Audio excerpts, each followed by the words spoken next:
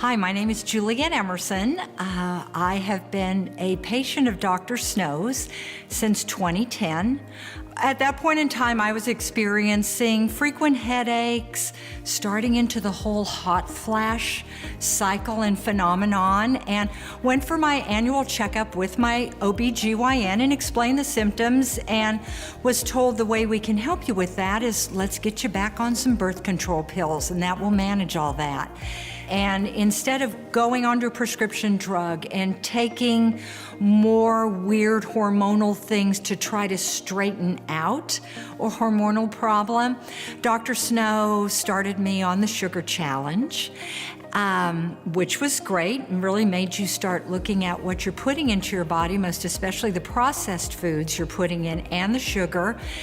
From there, we started, after doing that, onto the various supplements and learned about the different muscle testing that he does in his office to determine where some deficiencies are that could be helped by the standard processed vitamins. I also was introduced to chiropractic care, even though I've been an athlete all my life.